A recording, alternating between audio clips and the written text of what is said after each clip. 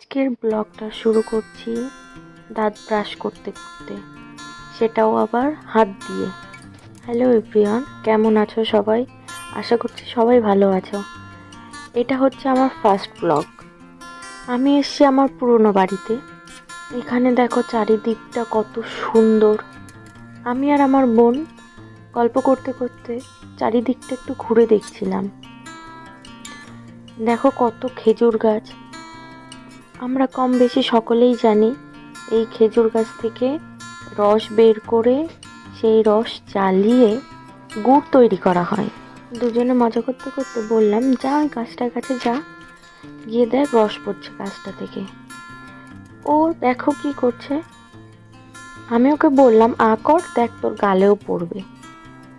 তারপর আমার বোন কি করে তোমরাও দেখো। আর তোমরা যে নদীটাকে দেখছো, এটা নদী না, এটা একটা বাওর।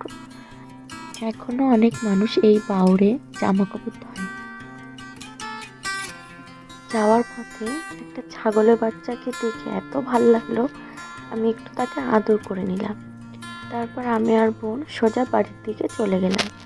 বাড়ি গিয়ে ফ্রেশ হয়ে দেখি আমাদের জন্য মাংস আর ধনেপাতা দিয়ে ছাচ পিঠে বানিয়েছে।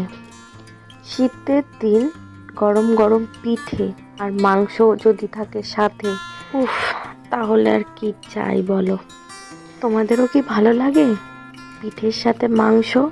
আমরা খাওয়া দাওয়া করে কিছুক্ষণ রেস্ট নিয়ে তারপর আমরা সবাই মিলে ঘুরতে বেরিয়েছি। যাওয়ার পথে এখানে একটা ঠাম্মাদের এই হাঁসগুলো, যে সাদা হাঁসটা দেখছো এটা হচ্ছে ছেলে হাঁস, আর তার পাশেরটা হচ্ছে মেয়ে হাঁস, আর মাঝখানে যেগুলো আছে ওগুলো হচ্ছে ওদেরই বাচ্চা। দেখে এত ভালো লাগছে যে মনে হচ্ছে ওদেরকে আমি একটু চটকাই। তো ঠাম্মাকে বললাম, ঠাম্মাকে বলতেই ঠাম্মা আমাকে একটা বাচ্চা আমার কোলে দিয়ে দিল। পুকুরের কাছে একটা গাছের পরে দেখো কত বড় একটা সাপ।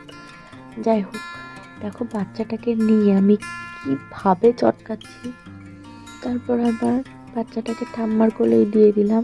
এই কথায় সে কথায় আমার এক দাদুকে আমি বলেছিলাম যে আমি অনেক বছর রস খাই না। তো দাদুকে বলতেই দাদু বিকালের মধ্যে নিজে হাতে আমার জন্য রস নিয়ে এসছে, শুধুমাত্র আমার জন্য। মজার ছলে সকালে বোনকে বলেছিলাম যে গাছের নিচে আকর, দেখ রস পড়বে। আজ আমার